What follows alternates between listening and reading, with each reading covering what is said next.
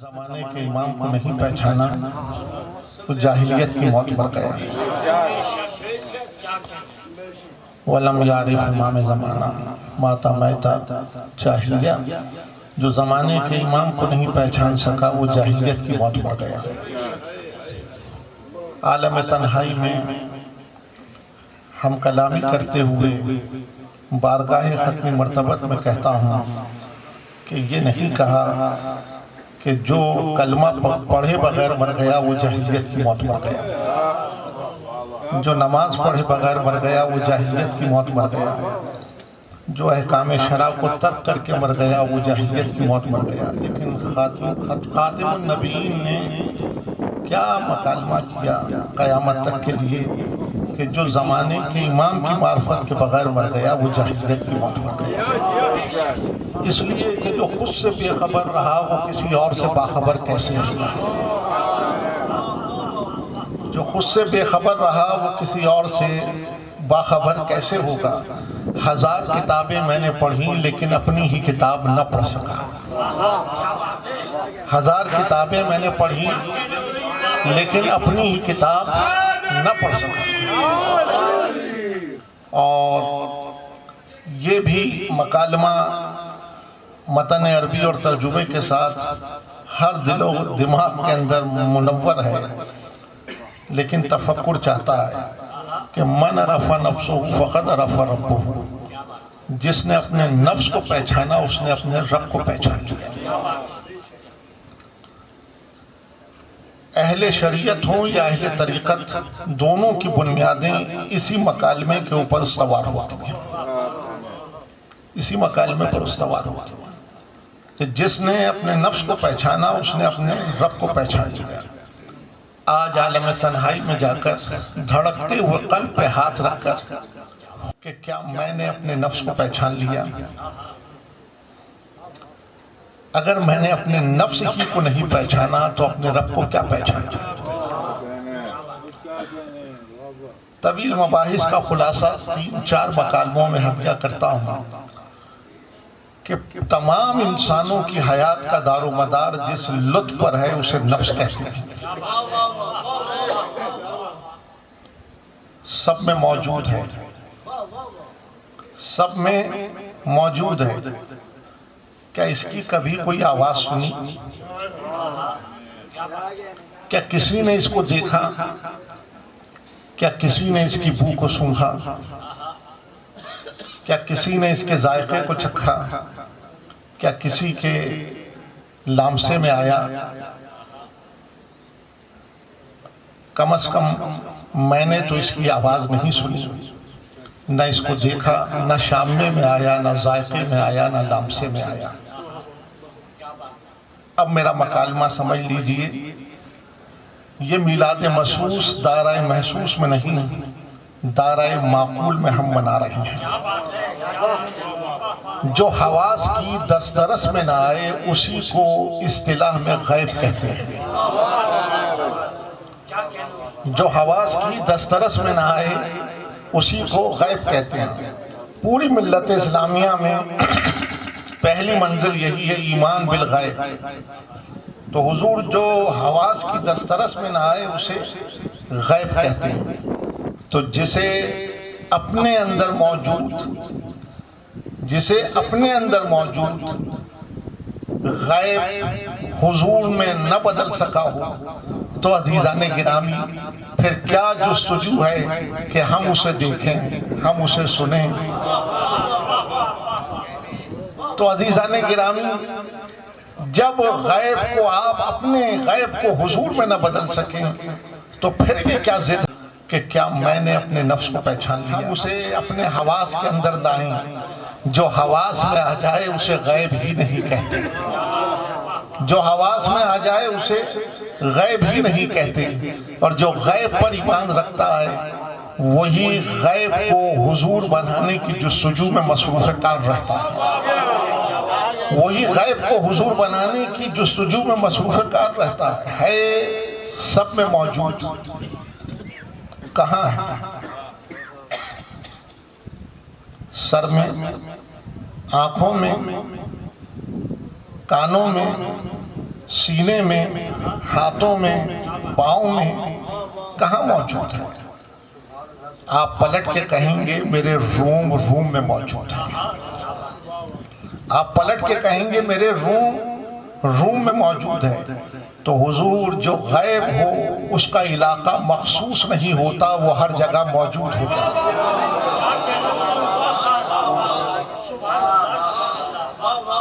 وہ بھی غیب ہے اور جس کے انتظار میں ہوں وہ بھی غیب ہے. جو غیب ہو اس کے لیے علاقہ مخصوص نہیں ہوتا، وہ ہر جگہ موجود ہوتا ہے.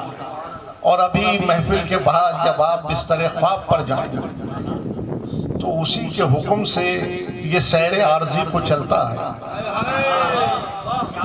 تو کروڑہا کلومیٹر کا فاصلہ آنے واحد میں طے کرتا ہے.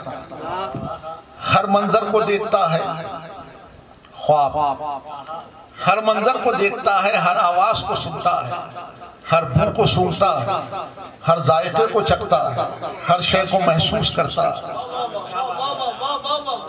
جسم تو بستر پر ہے، آنکھیں تو بستر پر ہیں، حواس تو بستر پر ہیں. ہم اسے بغیر کان کے سن بھی رہا ہے. تو حضور جو غیب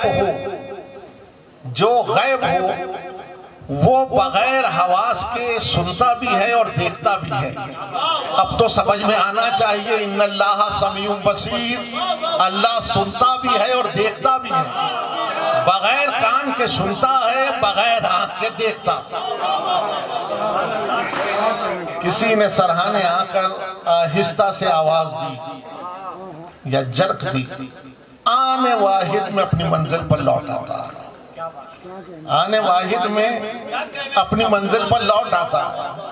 تو جو غائب ہو اسے آہستہ پکارو یا زور سے پکارو، جب پکارو آنے واحد میں مدد کو آتا.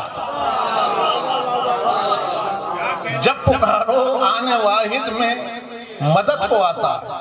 اور جو اس کی صفات کے حامل ہو جائیں، جو اس کی صفات کے حامل ہو جائیں، انہیں جب آواز دو، جہاں آواز دو، آہستہ دو کہ زور سے دو، جب آواز دو مدد کو آتا.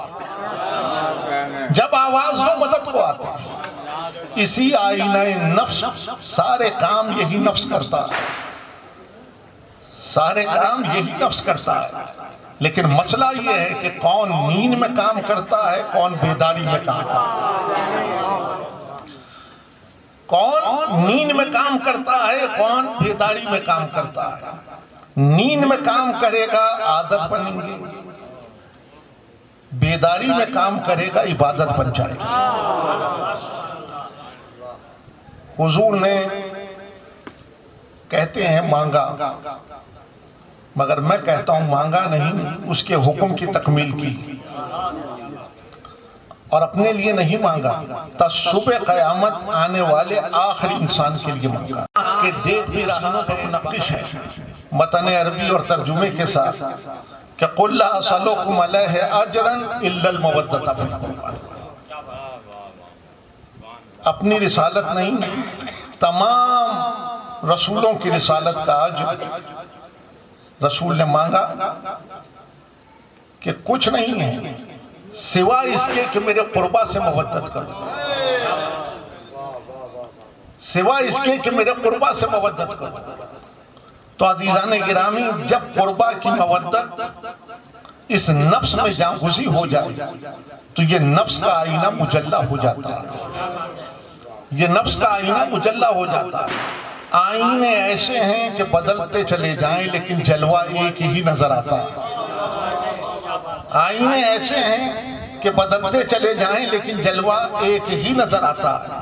اور جب ان آئینہ نفوس کے سامنے کھڑے ہو کر آپ دیکھیں تو عزیزان گرامی اس نفس کے نقائص دور ہوتے چلے جائیں اور یہ نفس کا آئینہ مجلہ بن جائے. اور جب یہ نفس کا آئینہ مجلہ بن جائے تو یہ میں نہ رہے تو ہو جائے. یہ میں نہ رہے تو ہو جائے. جب تک یہ مودت اس نفس میں جان گزی نہیں ہوگی یہ میں کی غلامی میں رہے گا، اور جب یہ مودت اس نفس میں جان گزی ہو جائے یہ میں کے قید سے رہا ہوگا اور تو ہی تو ہو جائے گا. تو عزیزوں، آل کی مودت نجاست شرک سے بری کرتی ہے اور توحید سے دامن کو باندھ دیتی ہے. آل کی مودت نجاست شرک سے بری کرتی ہے اور توحید سے دامن باندھ دیتی ہے. میرے عزیز، کہنا آسان ہے کہ ہم امام کی معرفت رکھتے ہیں، لیکن معرفت آسان کام نہیں. معرفت آسان کام نہیں. مانتے سب ہیں، کہتے سب ہیں کہ ہم امام کی معرفت رکھتے ہیں، لیکن عزیزان گرامی کہتا ہوں کہ جانتے سب ہیں لیکن مانتے سب نہیں. جانتے سب ہیں مانتے سب نہیں. کھلا میدان رسول نے بھی منتخب کیا اور کھلا میدان حسین نے بھی منتخب کیا. اب کسی دور کا مورخ اگر صرف نظر کرنا بھی چاہے تو کر نہیں سکتا. دونوں میدان کھلے ہیں، پہلا میدان غدیر اور دوسرا میدان کربلا. پہلا میدان غدیر اور دوسرا میدان کربلا. اب غدیر آپ کے اندر سمٹی ہوئی ہے، لیکن کیا رسول کی وہ آواز آپ میں گونجتی ہے جو روز غدیر اس مجمع میں گونجی تھی؟ رسول نے سوال کیا، کیا میں تمہارے نفسوں سے اولیٰ نہیں؟ سب نے کہا بے شک آپ ہمارے نفسوں سے اولیٰ ہیں. تو اب تو سمجھ میں آ جانا چاہیے تھا کہ رسول کسی مخصوص جغرافیے کا حاکم نہیں ہے، رسول نفسوں کا حاکم ہے. رسول کسی مخصوص جغرافیے کا حاکم نہیں ہے، رسول نفسوں کا حاکم ہے. اب تو سمجھ میں آ جانا چاہیے علی کون؟ جب ہاتھوں پہ بلند کر کے کہا من کنت مولا فہذا علی مولا، تو قیامت تک بتایا کہ علی جغرافیے کا حاکم نہیں، علی نفسوں کا حاکم ہے. علی جغرافیے کا حاکم نہیں، علی نفسوں کا حاکم ہے.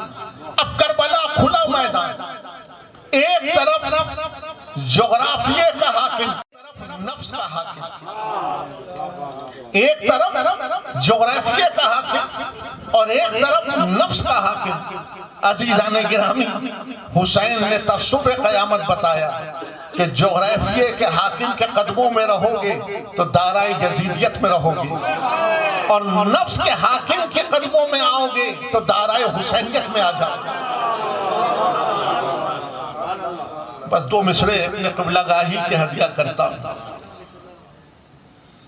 مماثلت ہی مماثلت ہے، فرق یہی ہے جو سب کچھ ادھر وہی سب کچھ ادھر. لیکن حضرت علامہ رشید ترابی علیہ اللہ مقامہ نے کہا رشید امام زمانہ کی معرفت کے بغیر، رشید امام زمانہ کی معرفت کے بغیر فقط ہے وہم و گمان، لا الہ الا اللہ.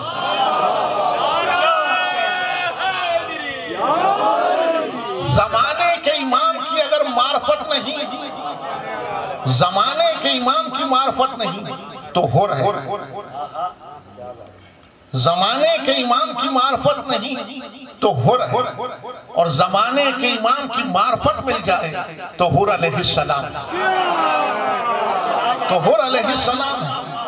لیکن عزیزوں یہ ایک قدم آگے بڑھا اور حور نے یہ منظر شفاف دکھایا کہ جس نے اپنے نفس سے حجاب غفلت کو الٹا، جس نے اپنے نفس سے حجاب غفلت کو الٹا اور کیفیت شعور میں ایک قدم آگے بڑھایا تو وہ جانتا نہیں وہ مانتا.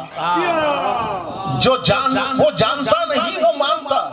اور جہاں سے معرفت کی سرحدیں شروع ہو جاتی ہیں، جہاں مانتا ہے وہیں سے معرفت کی سرحدیں شروع ہو جاتی ہیں۔ تو میں نے غمخواران عباس کی میلاد میں کہا تھا کہ حسین کہنا آسان نہیں، یہ تو ہر سے سیکھیے، یہ تو ہر سے سیکھیے۔ ہر کلمہ پڑھتے ہوئے، آیتیں پڑھتے ہوئے، سجدے کرتے ہوئے نہیں آیا، اور ایک لفظ حسین کہہ کر ادھر سے ادھر آیا۔ آسان نہیں ہے حسین کہنا، آسان نہیں ہے حسین کہنا۔ جس نے حسین کہنا ہے وہ سر میں کو قلم کرتا ہے، جس نے حسین کہنا ہے وہ سر میں کو قلم کرتا ہے، اور جو سر میں کو قلم کرتا ہے وہ لا الہ پر عامل ہوتا ہے۔ مماثلت ہی مماثلت ہے، فرق یہی ہے۔